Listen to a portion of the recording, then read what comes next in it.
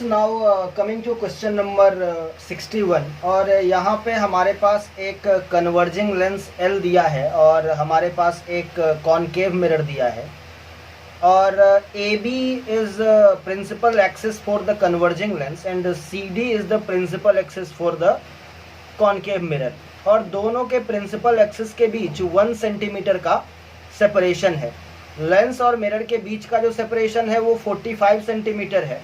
Lens का focal length हमें 10 centimetre और जो हमारा मिरर है उसका रेडियस ऑफ कर्वेचर 20 सेंटीमीटर बताया गया है। लेंस के सामने में एक ऑब्जेक्ट O रखा है जो कि लेंस से 15 सेंटीमीटर के डिस्टेंस पर है और हमसे ये पूछा जा रहा है कि जो फाइनल इमेज बनेगा इस सिस्टम के द्वारा उसका लेंस के ऑप्टिकल सेंटर यानी कि इस पॉइंट से, late us call this point P point से क्या डिस्टेंस रहने वाला है। तो चलिए सॉल्व करते हैं। यहाँ पे हमारे पास मल्टीपल रिफ्रैक्शंस और रिफ्लेक्शन होने वाले हैं भाया लेंस एंड मिरर, तो उन सबको एक एक करके कंसीडर करते हुए हमें इस क्वेश्चन को सॉल्व करना पड़ेगा। तो हम लोग बात करेंगे फॉर लेंस L। इसके लिए हम लोग लेंस फॉर्मूला यूज कर रहे हैं 1/v is equal to 1/f plus 1/u। हमें पता है कि कन्वर्जिंग लेंस है इसलिए इसका फोकल लेंथ +10 लेना है, सो आई विल राइट 1/10 और object distance obviously sign scheme के हिसाब से -15 लेना पड़ेगा, so 1/-15 and once I solve it I will get 1/30। So यहाँ से मुझे पता चल रहा है कि v is equal to 30 centimetre. तो हमें जो पहला इमेज मिलने वाला है वो लेंस के प्रिंसिपल एक्सिस पे और P पॉइंट से 30 सेंटीमीटर के डिस्टेंस पे मिलेगा। सो लेट अस से हमारा जो पहला इमेज I1 है वो यहाँ कहीं बन रहा है। अभी इसके प्रिंसिपल एक्सिस के रिस्पेक्ट में बात करें, late us call this point M। तो I1 को एज एन ऑब्जेक्ट हम लोग ट्रीट करेंगे और मिरर जो I1 पॉइंट का इमेज बनाएगा उसे हमें पता करना पड़ेगा। तो यहाँ पे सबसे पहले तो हमें ये समझना पड़ेगा कि I1 जो है हमारे मिरर के लिए एज एन ऑब्जेक्ट काम करेगा। तो इसके लिए हमारा जो ऑब्जेक्ट डिस्टेंस हो जाएगा वो कितना हो जाएगा। सो लेट अस राइट कि फॉर मिरर हमारा जो ऑब्जेक्ट डिस्टेंस है u that will be equal to P से लेकर के मिरर का जो पोल है, let us call this point Q। तो ये जो डिस्टेंस है वो 45 सेंटीमीटर दिया हुआ है। ये डिस्टेंस जो है P से I1 तक ये हमारे पास 30 सेंटीमीटर आया है। ये जो 30 सेंटीमीटर आया है और कुछ नहीं PI1 है। तो हम लोग क्लियरली देख सकते हैं कि I1 से मिरर के पोल का जो सेपरेशन हो जाएगा that will be equal to 45 minus 30 with a minus sign as per the sign scheme, so it is -15। और हमें ये भी पता है कि हमारा जो मिरर है उसके लिए मिरर फॉर्मूला यूज करेंगे हम लोग और बोलेंगे 1/v is equal to 1/f minus 1/u। इसका रेडियस ऑफ कर्वेचर 20 सेंटीमीटर है इसलिए इसका फोकल लेंथ 20/2 10 सेंटीमीटर हो जाएगा। और चूंकि ये एक कॉनकेव लेंथ मिरर है इसीलिए इसका फोकल लेंथ हमें नेगेटिव रखना है, सो 1/-10 माइनस 1/u -15 रखना पड़ेगा। And once we solve it we will get -1/30। So यहाँ से हमें v की वैल्यू पता चल गई है, therefore we can say v is equal to -30। तो -30 का मतलब हुआ कि M पॉइंट का जो इमेज है वो मिरर के पीछे ही, मतलब मिरर के सामने ही बनेगा। तो लेट अस से M पॉइंट का जो इमेज है वो कहीं यहाँ पे आकर के बन रहा है which is at a distance 30 centimetre from Q। तो M का इमेज तो M प्राइम हो गया, लेकिन I1 का इमेज कहाँ पे बनेगा उसके लिए हमें मिरर के मैग्नीफिकेशन को यूज करना पड़ेगा। So I will say M for the mirror is equal to -v/u। So let us write -v is minus of -30/u हमारे पास -15 है। इस हिसाब से ये -2 आ रहा है। कहने का मतलब हमारा जो इमेज बनेगा वो ऑब्वियसली इन्वर्टेड होगा। तो कहने का मतलब है इसका जो साइज है MI1 वो 1 सेंटीमीटर है, तो I1 का जो इमेज बनेगा वो M से 2 सेंटीमीटर के डिस्टेंस पे बनेगा। सो लेट अस से हम लोग कुछ ये बता सकते हैं कि हमारा जो MI1 का इमेज बनेगा वो कुछ ये रहेगा, और I1 पॉइंट के इमेज को मैं अभी I2 कह रहा हूँ। सो दिस इज माई I2। और अभी हम लोग बता सकते हैं कि I2 का जो डिस्टेंस है हमारे लेंस के प्रिंसिपल एक्सिस से वो 3 सेंटीमीटर हो जाएगा। Late us call this point S। तो हम लोग यहाँ से ये भी कह सकते हैं कि SI2 is equal to SM prime plus M prime I2। SM prime हो गया 1 सेंटीमीटर और M प्राइम I2 जो है वो 2 सेंटीमीटर हो गया। मैग्निफिकेशन से हम लोग चेक कर सकते हैं। सो it is 2 + 1 that is 3 centimetre. अभी I2 एज एन ऑब्जेक्ट काम करेगा लेंस के लिए। फिर हमें दोबारा से लेंस के लिए मिरर इमेज फॉर्मेशन चेक करना पड़ेगा। So I again say for lens L again 1/V is equal to 1/U plus 1/F। अभी हमें पता है SM प्राइम Q जो है वो डिस्टेंस हमें पता है कि ये 30 सेंटीमीटर है। तो ये जो डिस्टेंस हो जाएगा लेंस से I2 का वो अगेन 15 सेंटीमीटर ही होगा। So let us right 1/-15 plus 1/ focal length of lens plus 10 रखिए। सो इट इज़ 1/30। कहने का मतलब है कि हमारा जो S का इमेज बनेगा वो कहीं 30 सेंटीमीटर के डिस्टेंस पे बनेगा। सो लेट अस से this is my S prime. और I2 का इमेज कहाँ बनेगा, इसके लिए हमें लेंस का मैग्निफिकेशन यूज करना पड़ेगा। So I will say M for the lens is equal to V/U। V अपने पास आ रहा है 30, U अपने पास है -15। सो इट इज़ -2। ऑब्जेक्ट का साइज SI2 जो है वो 3 सेंटीमीटर है, तो इमेज का साइज जो बनेगा that will be equal to 2 × 3। तो यहाँ से 2 × 3 दैट इज 6। तो हमारा जो S प्राइम I3 आ जाएगा, S प्राइम I3 आ जाएगा, that will be equal to SI2 × 2। Now we know SI2 is 3, so it is 6 centimetre. तो ये डिस्टेंस 6 सेंटीमीटर हो गया। और यहाँ से लेकर के S प्राइम से लेकर के लेंस तक का डिस्टेंस 30 सेंटीमीटर हो गया।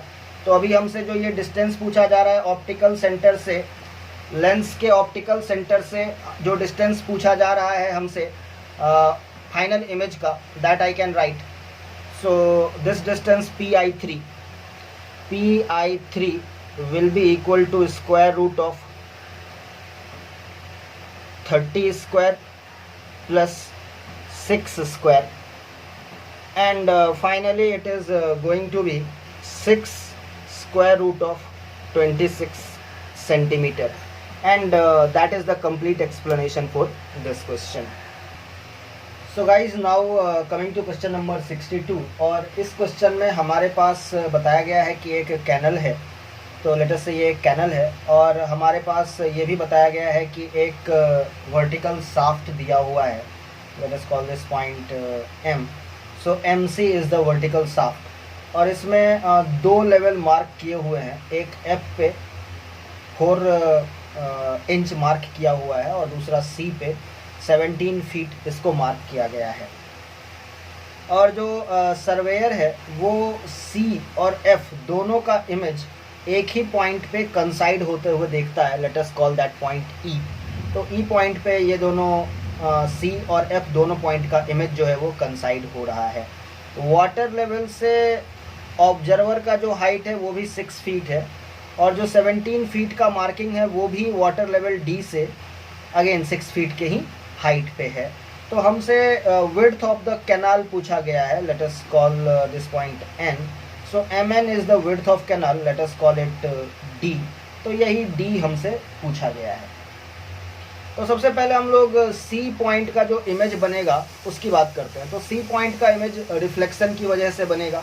तो लेट अस से C से लाइट रे आया, पॉइंट B पे हिट किया और फिर वो ऑब्जर्वर के आइज़ तक चला गया। ऑब्वियस सी बात है, यहाँ पे हम लोग देख सकते हैं कि हमारा जो CD है और late us call this point O, और हमारा जो AO है दोनों इक्वल है 6 फीट के। साथ ही साथ हम लोग ये भी जानते हैं कि एंगल ऑफ इंसिडेंस और एंगल ऑफ रिफ्लेक्शन जो होता है वो सेम होता है। Let us call this angle theta and theta.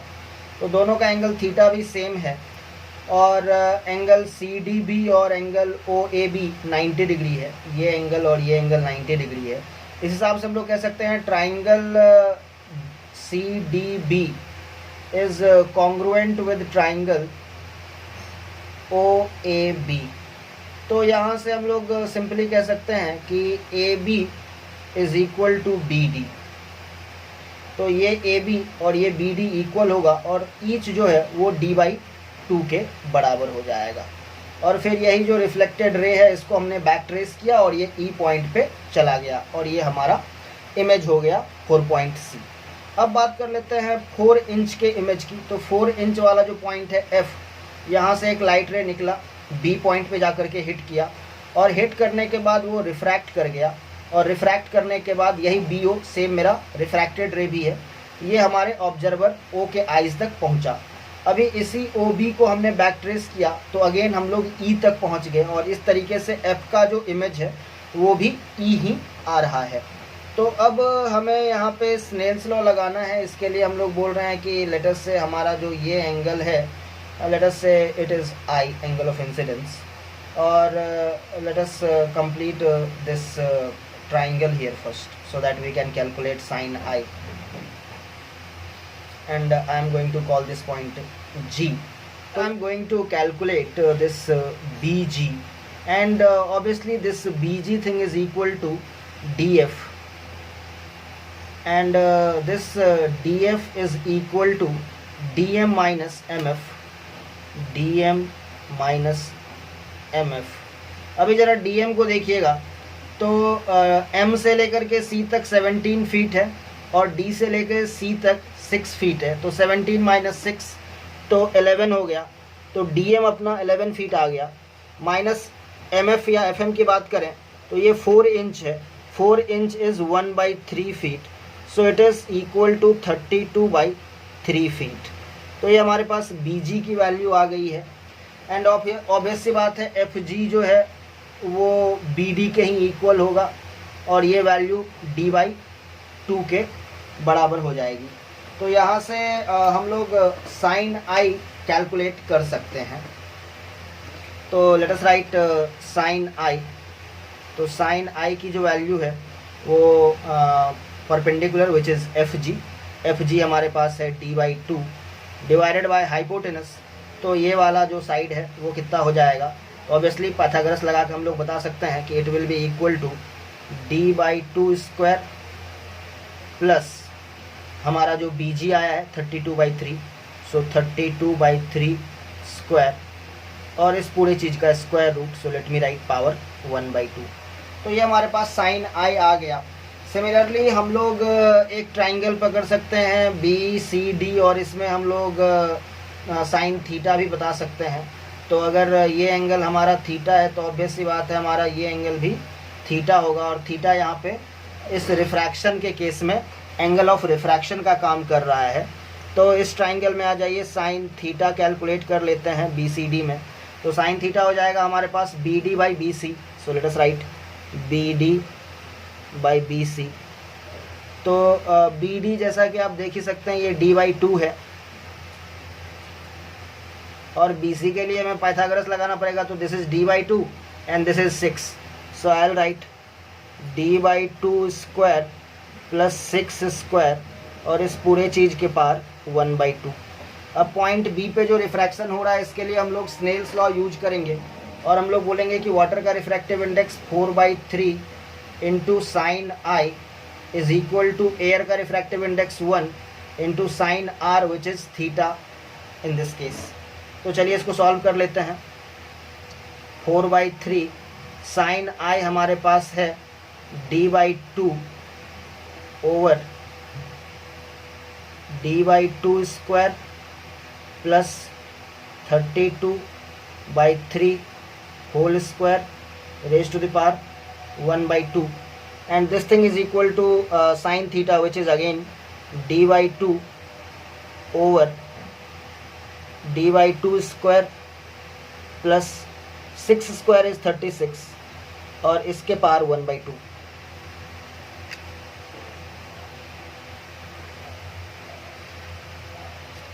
सो अभी स्क्वायरिंग बोथ साइड करने के साथ क्रॉस मल्टीप्लाई कर देंगे हम लोग। तो हम लोग यहाँ पे देख रहे हैं कि 4 का स्क्वायर 16 हो गया, इनटू ये चीज़ हो गया d²/4 प्लस 36, और स्क्वायर रूट ख़त्म हो जाएगा क्योंकि हम लोग स्क्वायरिंग बोथ साइड कर रहे हैं। सिमिलरली 3 का स्क्वायर 9 हो गया, और ये हो गया हमारे पास d²/4 प्लस 32²/9। इसको अगर हम लोग फर्दर सॉल्व करें तो यहाँ पे 4 से 16 चला जाएगा तो 4 बचेगा, 4d² प्लस यहाँ पे हमारे पास 16 इंटू 36 आ रहा है। So let me write 16 into 36, and this thing is equal to, ये हमारे पास आ जाएगा 9d²/4, और ये 9 और ये 9 कैंसिल, तो प्लस 32²। तो यहाँ पे हम लोग देख सकते हैं कि 4d² माइनस 9d²/4 आ रहा है, तो 16 माइनस 9 यानी कि 7d²/4 आ जाएगा हमारे पास, and that will be equal to 32² minus 16 into 36। तो यहाँ पे हम लोग 32 को कॉमन ले सकते हैं। So I will get 32 minus 16 two जा 32, तो यहाँ पे 18 बच गया, so it is 18। So it is going to be 7d²/4 is equal to 32 into 14 हो गया ये, क्योंकि 18 प्लस 14 32 हो जाएगा, तो 7 2 जा 14 हो गया, और यहाँ पे हमारे पास आ रहा है d² is equal to 32 into 8, which is also 16 into 16, and therefore I can say that d is equal to 16 feet।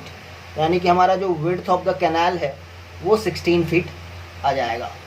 So students, now coming to question number 63, और इस क्वेश्चन में हमारे पास एक सर्कुलर डिस्क है जिसको कि मैं यहाँ पे AB बता रहा हूँ, और इसका डायामीटर d है। सो लेट अस राइट कि हमारा जो AB है वो स्मॉल d है, और ये हॉराइजॉन्टली लाई कर रहा है inside a metallic hemispherical bowl of radius a। तो ये जो हमारा हेमिस्फेरिकल बोल है उसका रेडियस a दिया हुआ है। तो यहाँ से हम लोग देख सकते हैं कि हमारा OD, हमारा OC और हमारा OP, ये हमारा OD और हमारा OC रेडियस के इक्वल हो जाएगा। तो लेट अस राइट कि हमारा जो OD है और हमारा जो OC है वो रेडियस a के बराबर है, और ये बताया गया है कि the disc is just visible to an eye looking over the edge. यानी कि S पे हम लोग कोई आई मान लें तो SDB जो है वो लाइन ऑफ साइट है, और इस डिस्क का जो बस एंड B है वही जस्ट विजिबल है। इसके बाद बोला गया है कि इस पूरे हेमिस्फेरिकल बोल को हम लोग एक liquid of refractive index mu से फिल कर देते हैं, और अभी पूरा डिस्क नज़र आ रहा है। तो ये कब पॉसिबल होगा? तो ये सिर्फ तभी पॉसिबल होगा जब A का जो इमेज है वो B पे बने, यानी कि A से लाइट रे M पे गया और रिफ्रैक्ट होने के बाद वो लाइन ऑफ साइट के डायरेक्शन यानी कि D से S की तरफ चला जाए, यानी कि A से जो D की तरफ लाइट रे जा रहा है वो रिफ्रैक्शन के बाद D से S की तरफ चला जाए। In that case only we will be able to see the image of A, और अगर A हमें दिखने लगेगा तो फिर हमें पूरा का पूरा डिस्क नज़र आने लगेगा। तो इसके लिए हमें स्मॉल d, A और म्यू का एक रिलेशन प्रूव करने के लिए पूछा जा रहा है इस क्वेश्चन में। तो चलिए इस क्वेश्चन को हम लोग सॉल्व करने की कोशिश करते हैं। तो यहाँ पे सबसे पहले हम लोग बोलेंगे कि हमारा कॉर्ड AB है, और कॉर्ड AB पे अगर हम लोग सेंटर O से परपेंडिकुलर डाल रहे हैं तो ये कॉर्ड को बाइसेक्ट करेगा। यानी कि मैं अगर बोलूँ कि OP is perpendicular to AB, then my AP is going to be PB, or since AB is small d, that's why AP and PB both will become D/2। तो ये हम लोग यहाँ से कंक्लूड कर सकते हैं। अभी अगर हमें म्यू चाहिए तो sin I/sin R equal to mu करना पड़ेगा।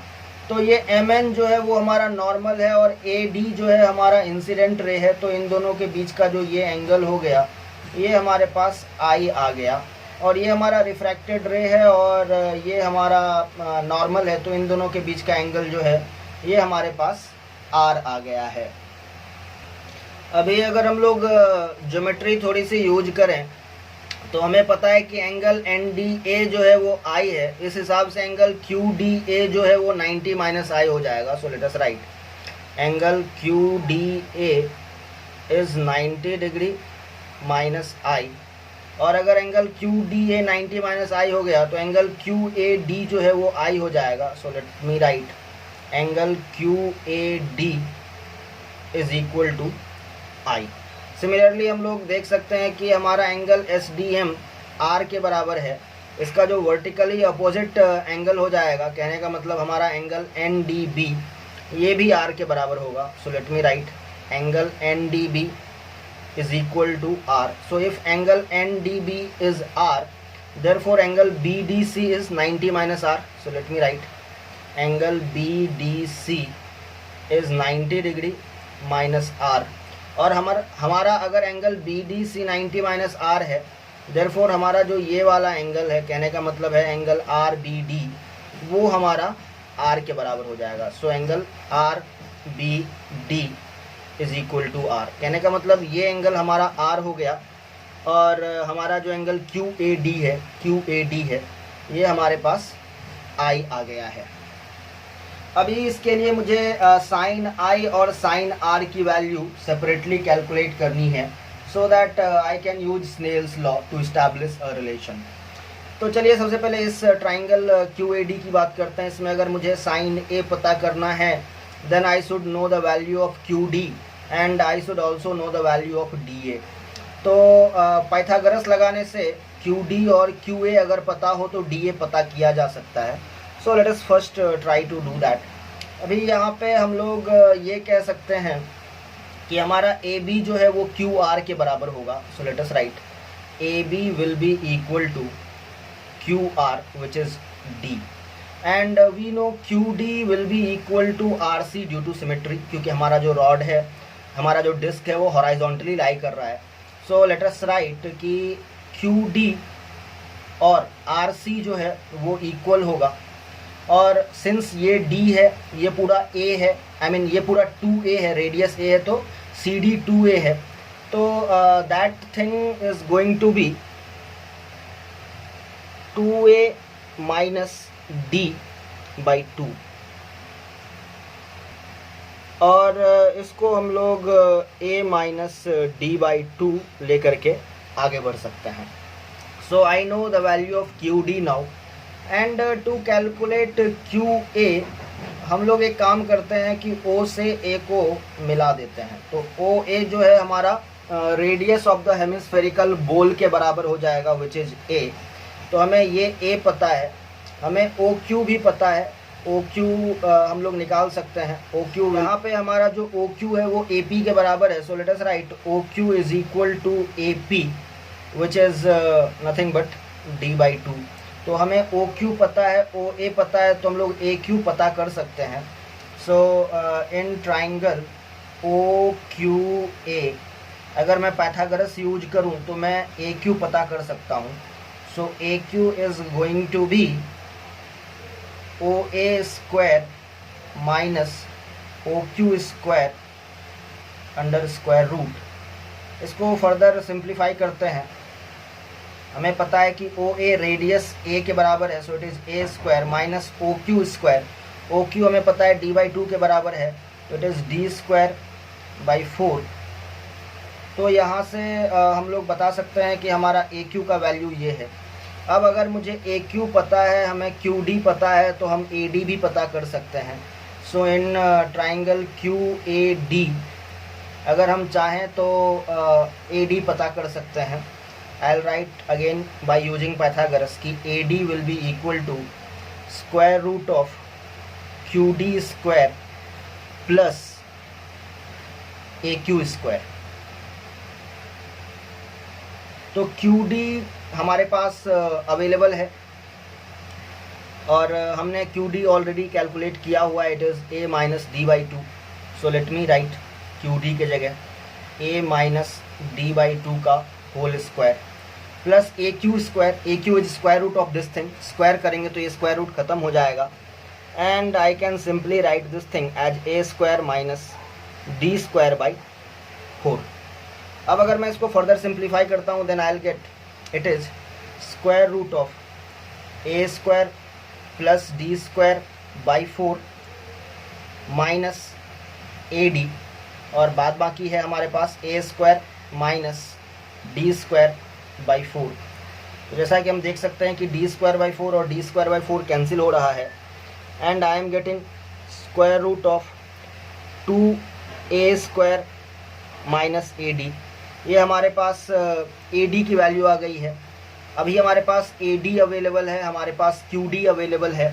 तो अभी हम लोग साइन आई की वैल्यू लिख सकते हैं. So from here I get the value of sine I. Sine I इस ट्राइंगल में देखें क्यू ए डी में, तो हमारे पास जो साइन आई है वो और कुछ नहीं Q D by A D है. क्यू डी की वैल्यू हमारे पास अवेलेबल है already. We have already calculated Q D as A minus D by two. So let me write a minus d by 2 over square root of 2a square minus ad. तो ये हमने sign आई जो है वो calculate कर लिया है. So this is my sine आई.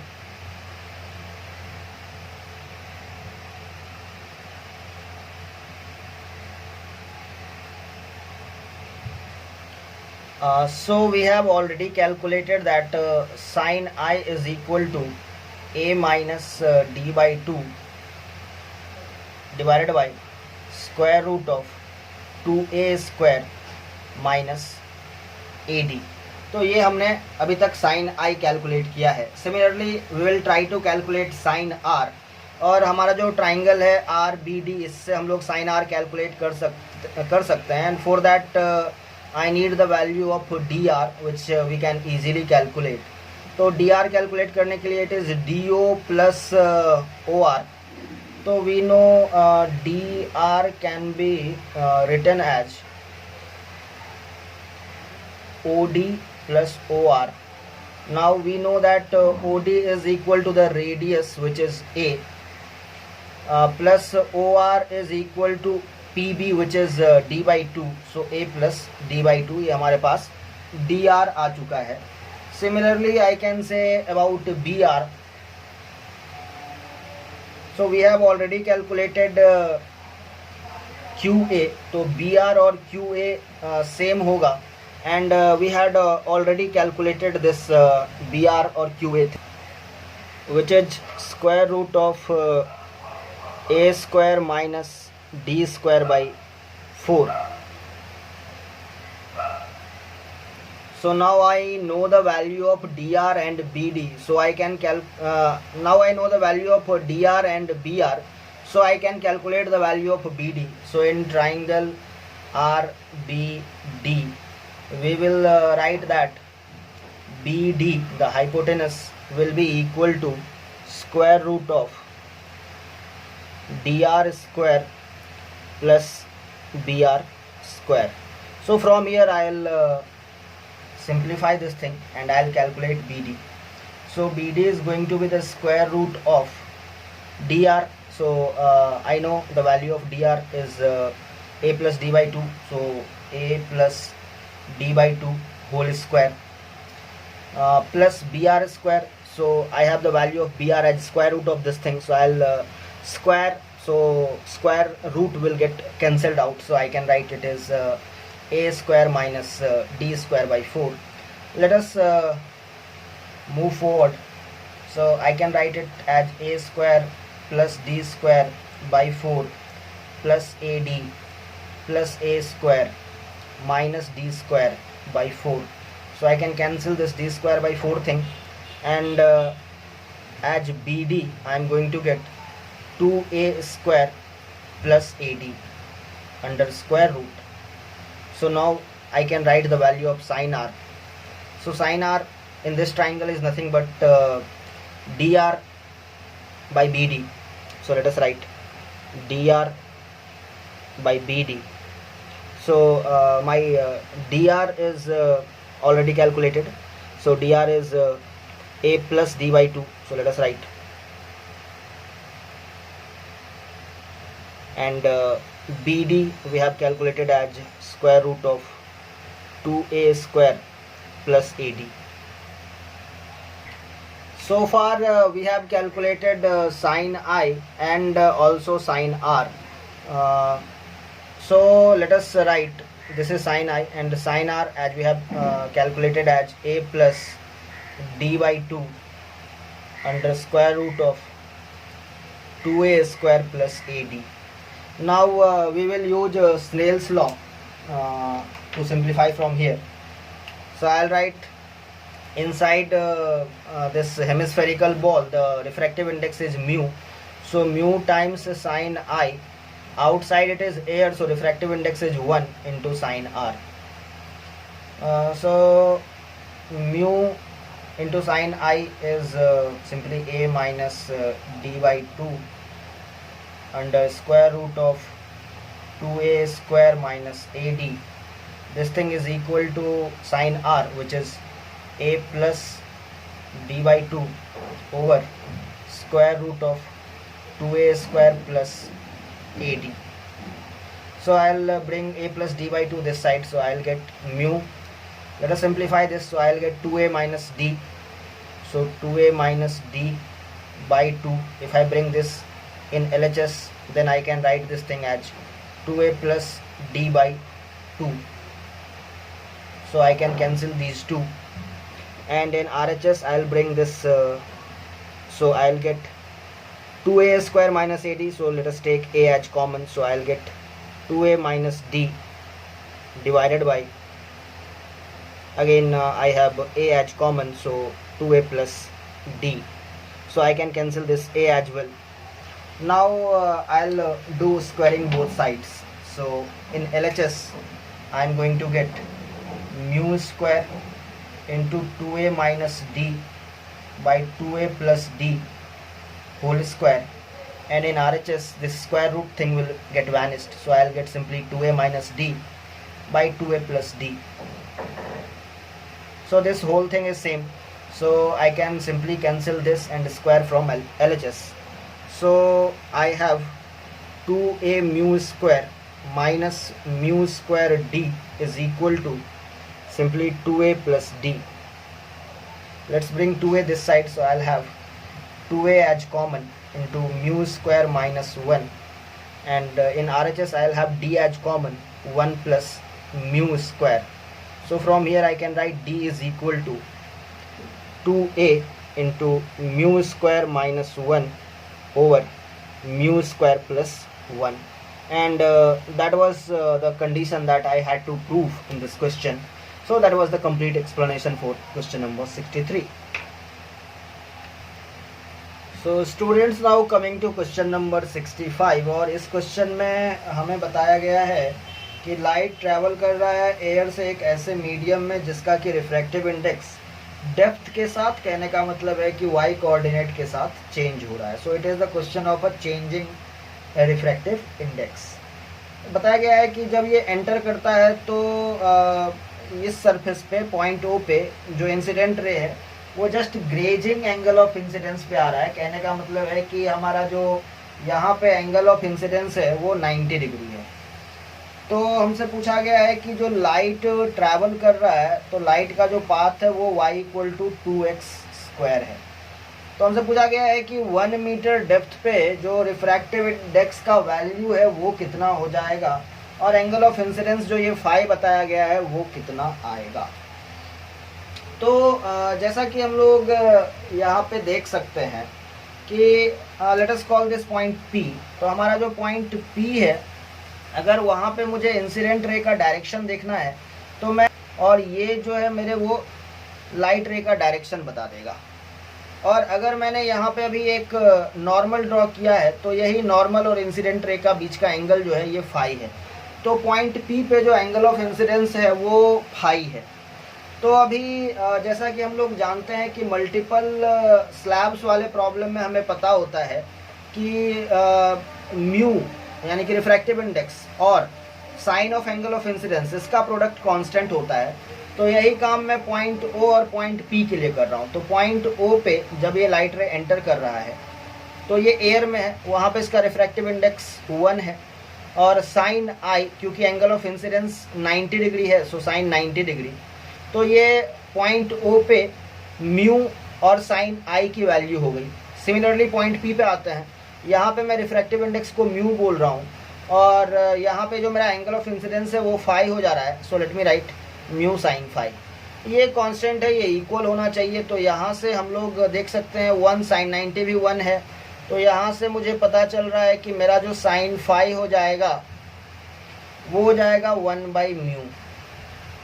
अभी अगर मैं इस टेंजेंट को आगे बढ़ाता हूँ और एक्स एक्सिस को टच करवाता हूँ तो ये जो एंगल है वो 90 डिग्री -फाई हो गया। तो यहाँ पे जो स्लोप ऑफ टेंजेंट है यानी कि dy/dx है वो मैं कैलकुलेट कर सकता हूँ, that is tan of 90 degree -phi which is cot phi. अभी इक्वेशन ऑफ पाथ में पता है y = 2x², तो मैं dy/dx कैलकुलेट कर सकता हूँ। So I will write dy/dx of 2x²।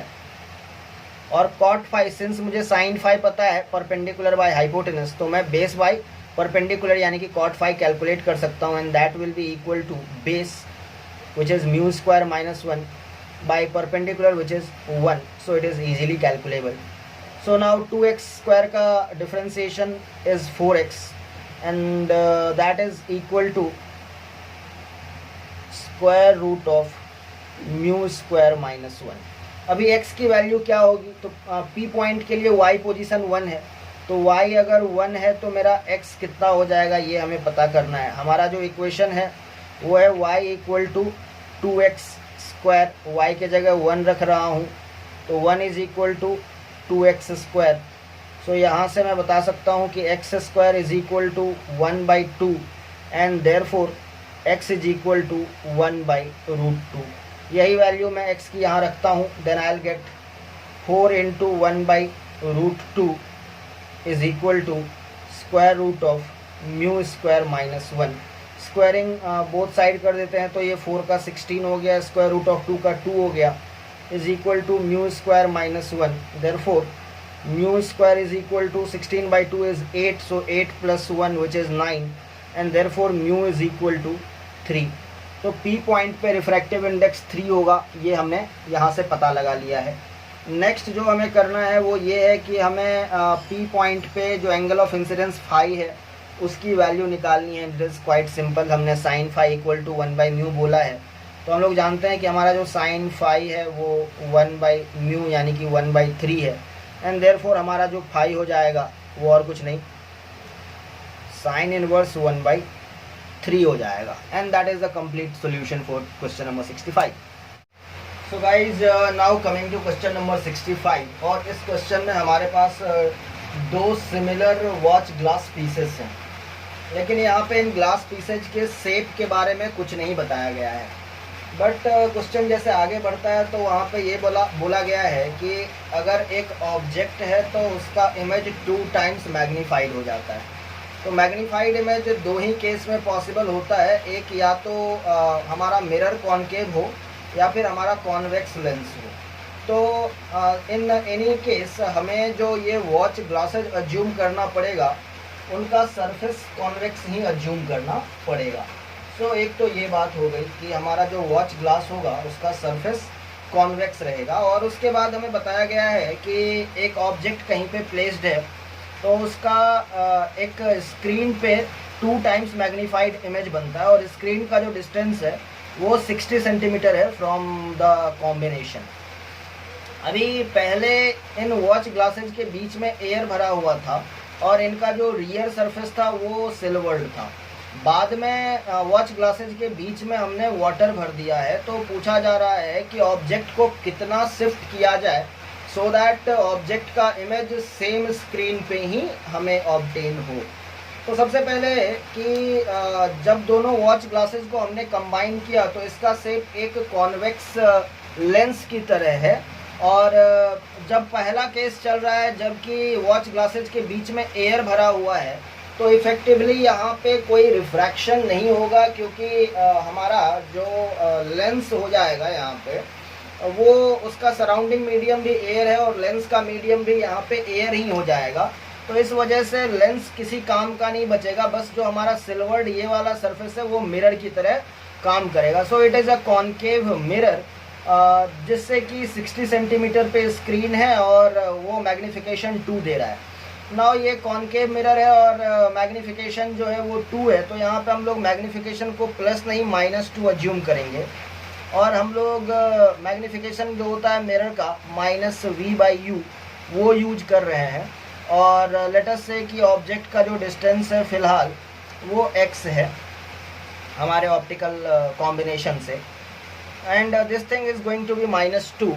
अभी हम लोग यहाँ से बोलेंगे कि हमारा जो v है वो -60 है, so minus of -60 divided by u जो है वो हमारे पास -x आ जाएगा, and this thing is equal to -2। इसको थोड़ा सा अगर हम लोग सॉल्व कर लेते हैं तो माइनस माइनस प्लस 60/x, यहाँ पे भी माइनस है यहाँ पे भी माइनस है, so we can cancel all the minus. So x is equal to 2 and therefore I can say that x is equal to 30।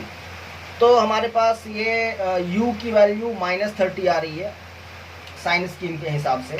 अभी जो है हम लोग अपने इस मिरर का, कॉन्केव मिरर का फोकल लेंथ पता कर सकते हैं और हम लोग बोलेंगे कि 1/f is equal to 1/u plus 1/v। तो हमारा जो u है ऑब्वियसली -30 है और हमारा जो v है वो -60 है, और इसको जब हम लोग सॉल्व करते हैं विल गेट -1/20। सो हमारा जो फोकल लेंथ है वो -20 आ गया, और अगर हम लोग रेडियस ऑफ कर्वेचर की बात करें then it will be 2f and that will be equal to -40 centimetre. तो हमारा जो ये वॉच ग्लास है वो एक कॉन्वेक्स सरफेस है और उसका रेडियस ऑफ कर्वेचर 40 के इक्वल है। अब सेकेंड केस में हम लोग क्या कर रहे हैं कि इसमें वाटर भर दे रहे हैं जिसका कि रिफ्रैक्टिव इंडेक्स 4/3 है। तो अब ये लेंस भी ऑपरेशनल हो जाएगा और ये एक सिल्वर्ड लेंस की तरह एक्ट करेगा, और सिल्वर्ड लेंस का जो इक्विवेलेंट फोकल लेंथ होता है हमें उस चीज़ को यहाँ पे कंसिडर करना है। But before that I need to know the focal length of this convex lens, and for that we will use lens makers formula which is 1 focal length of lens is equal to refractive index of the lens material -1 into 1/r1 minus 1/r2।